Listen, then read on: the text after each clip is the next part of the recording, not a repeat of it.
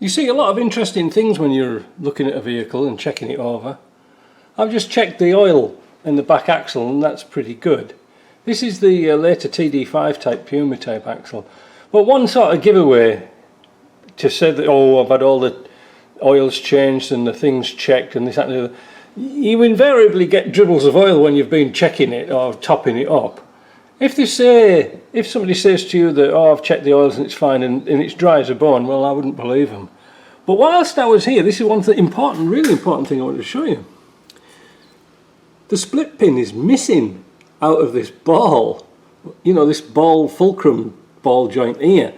Now that's really important because it happened to a friend of mine, Wayne, who was driving down the 401 and he didn't put the pin in and the top joint came off. So you can imagine what happened to the axle. It spun round, left him a right mess. Also the bolt is missing out of here. Now that's going to be a tricky one to put back in. I don't know if why they've left it out. It looks to me like they've been...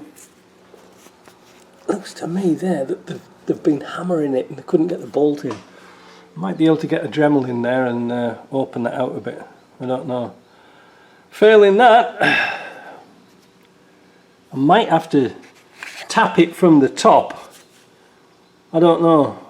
I don't like it. I don't like leaving them like that. The rubber's good, so somebody's obviously been changing it or messing about with something or other.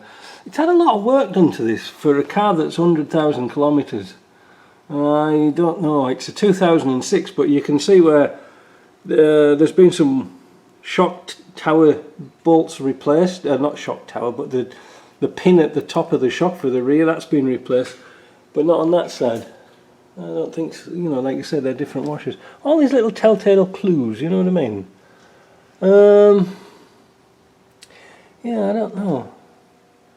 But for 106,000 kilometres, it's odd. I've noticed too that this hasn't got a sway bar on the back, anti-roll bar. Fine. Oh, look at the exhaust. Yeah, it hasn't got one on the front or back. You would have thought of a 110 station wagon, it would have had them on.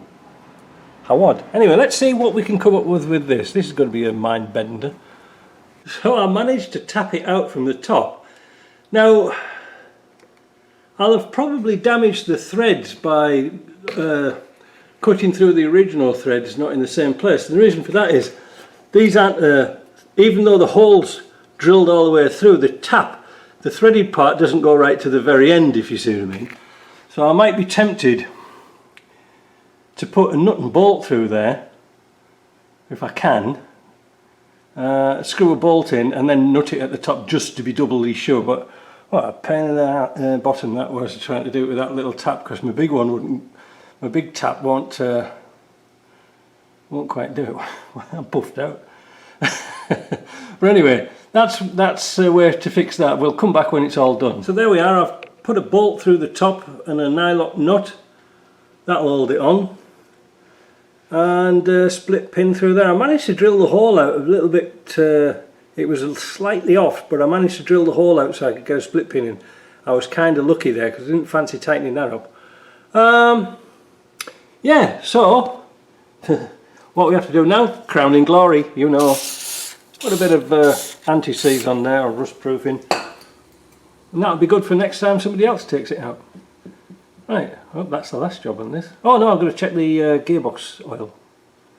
But anyway, we'll see you later.